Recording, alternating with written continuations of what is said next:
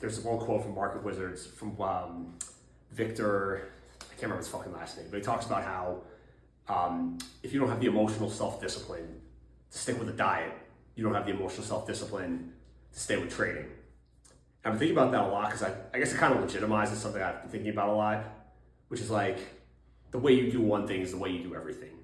And so just because it's in Market Wizards like doesn't really mean it's true necessarily, but because I don't think you can really prove this. Like I think there's smart people who are on the other side of that argument. Like no, it's not necessarily true. The way you do one thing is the way you do everything. You can go out and be a piece of shit and then show up to your desk the next morning and make $1 million. Like I don't know. I don't really buy into that. I guess I can only speak from my own personal experience where when I've been doing everything right, everything goes right. And when I do one thing wrong, everything goes wrong. And all the wheels go off at once. So I don't really know, like take this for what it is. I think people only have opinions on this shit anyway. But what I really want to touch on is losses and the extent to which the way that you handle losses in one aspect of your life is going to come out in the way you take losses in markets. And so I think that in itself, like me planting that seed for you to think on is probably more valuable than me standing here for an hour and speaking on all the different elements of it. Like there's a few different ways that I could dissect this, but the thing I've learned, at least like tweeting and writing a lot, is that a lot of times leaving it more vague and just letting a person take that seed and let it germinate around their own circumstances in their life. Because I think a lot of shit will click in ways that I can't even because I don't know you. I don't know the circumstances of your life. But the way that I think about this one, like when it comes to losses, there's love, there's I guess like friendship, business, and then there's kind of like the more concrete losses, which is like how you deal with like losing money, how you deal with losing things in your own life that aren't tied to external relationships. But the one that came to mind, and this actually came from, I was DMing with someone on Twitter who a lot of times shit starts with markets and ends up going into personal circumstances, like getting their heart ripped out by a woman or something like that. And we're kind of just going back and forth. I'm trying to, I don't have answers to a lot of shit, but like I'm 39 and if someone's 24, 25, like chances are I've been through whatever you're going through multiple times. So I can kind of at least say like, all right, here's your way. Here's how you get out of this shit. And at least get your mind back about you so that you can get out of bed in the morning and move on with your life. But like, let's say with love, and this probably applies equally to women as it does to men. Like I only know women from the other side, so I can't speak to dealing with men. But like, if a woman breaks your heart and you go chasing after her, like let's say she tells you it's over and you go chasing after her, which is one of those mistakes you only got to make once in your life. Hopefully you get it out of your way. Like I'm pretty sure I got it out of my way when I was early 20s. If you don't, it's gonna come back. You're gonna make it at some point. You're gonna go chasing after a woman who basically told you to fuck off, and you're gonna find you're in bed with another guy, right? Or you're gonna do something that, like she told you it was over, but you're gonna destroy your dignity. You're gonna destroy your self-respect, and that's one of the things you only have to learn that once. I hope, right? So a lot of times I'll be talking to someone who's learning this for the first time, like. Yeah, she told me it was over. I kept texting her, like I kept calling her, emailing her, like I got her back, like maybe we slept together again, and then she broke my heart a second time, and it was a million times worse. And so I've kind of been like, yeah, like you only gotta learn this shit once. But my point is that if that's the way you take that kind of loss, that's gonna show up in markets, right? A big part of markets is the ability to just cut a loss clean and keep moving, and not even think. I mean.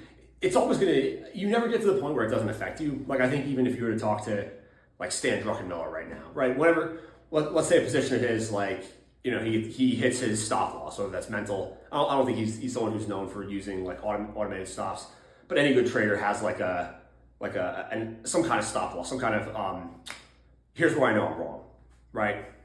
And so you're not gonna find an expert trader, whether it's Paul Tudor Jones or whatever, when that stop gets hit, you're always going to feel the like, oh fuck, like I just took a loss I didn't want to take.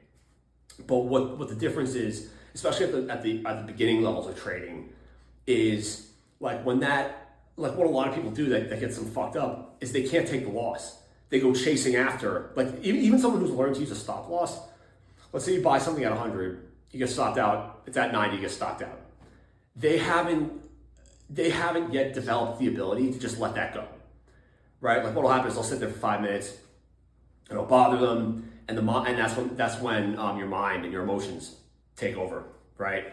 And that's when you'll start convincing yourself, oh, it wasn't like I didn't get stopped out for the right reason, or they come up with some. It's not even their fault. I think this is how markets fuck with people's minds at first. I think anyone that's gone from 0 to 10 or 0 to 7, 8, 9 on the skill level, everyone went through this same rite of passage, this same gauntlet, where you recognize that getting better at markets is just consecutive levels of being at war with your own mind and your own emotions, right? And so everyone has made, I would say anytime I've talked about or written about a mistake in markets, it's a guarantee that like anyone who's made it to the higher levels has made every single mistake that I'm talking about, including myself, right? So that's why a lot of this shit, a lot of stuff that I write is aimed kind of at the beginner, but it's really not. Like I still get a lot of DMs from guys who are like 50, 55, and they're like, yo, like I learned, it's not so much that I learned something new, it's that the way you put something helped like frame a mistake that I continue to make, or a mistake that I try to avoid making every day, even though it's an old one. So I guess, again, I don't want this to run into a super long video, but I think like that's the example with love, right? So the way, once you get comfortable with like, it's eventually you're gonna get to the point where you've gotten dumped a billion times, right? Eventually someone's gonna tell you they dumped you, it's over, and you just go, all right, like, I'll see you later. And yet you walk out the door. It's gonna hurt, but you've gotten to the point where you can take L's in a way that a professional would take L's. And once you get that right all across your life, that ends up coming back to trading. And also I suspect that a lot of things that I talk about as far as trading, I suspect that they apply for like all entrepreneurship, anything where you're the founder, anything where you're the business, even like sales. I strongly suspect that anything that I have to say on this topic also applies to those. I just don't want to, I just don't know as much. Like I'm not like a serial entrepreneur, so I don't want to like LARP as someone who is giving out entrepreneurship, like business advice. But deep down, I suspect that anything that applies for trading, applies for life, applies for your personality, applies for your relationships. I might sit down and write more on like the friends and the business side and kind of like all the different arenas in which you can take losses and like how this will all tie back to trading. But again, like I think I never want to underestimate the reader's intelligence and the unique circumstances that each person finds himself in. I think the last thing I would say is that the mistakes that you make, everyone has their own side of the risk spectrum where they fuck up, right? I would say, like for me personally, I have a very high tolerance for risk, almost way too high. I'm spontaneous, I'm impulsive, and all my mistakes in life and in trading stem from that side. At the same time, like I have multiple best friends who are on the complete opposite side. It might be why we're best friends, right? Because we're like opposites attract. But like they're kind of timid. Their problem is they don't know how to take enough risk.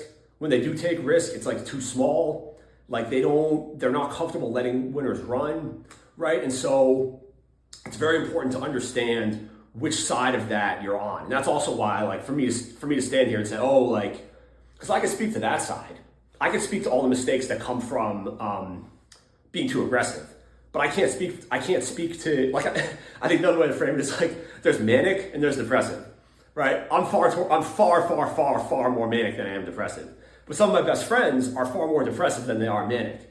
And so in a perfect world, we can combine our personalities and you would have like a human that does everything right. And unfortunately, I don't think that's the way it works. I think every human is kind of on one side of the spectrum. But the theory that I hope you can kind of wrap your head around is to take, as you go down this road of like self-discovery, making mistakes, taking risk, no matter how old you are. Like a lot of times, like, a lot of stuff I write or say is to my 23-year-old self, but I continue to learn more and more. Like, I think that's bullshit. I think it's to my 39-year-old self. I think it's probably to my 50-year-old self. Because all that happens is you go through life and it's almost like the whack-a-mole games with the fucking gophers that pop up. You go through life, you make a mistake, a gopher pops up, you smash the motherfucker, and then hopefully you have like some duct tape and some stitches, and you close that up, and you never make that mistake again.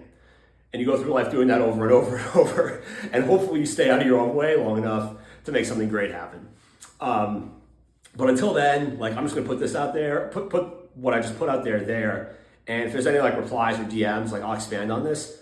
But I think it's never too early or too late to start going down yes, you want to learn markets from like the fundamental technical perspective side. It's fundamental technical, like reading. But I think like in tandem, you could also go down the knowledge of self path, like the knowledge of your own personality and understanding how you uniquely are getting in your own way. And so like, I don't think it's one than the other. I think you can go down both paths at the same time. And the way I've always said it is that whatever you do to make you better as a trader should make you better as a person at the same time. So it's very much worth exploring both of these at the same time. And as always, good luck trading.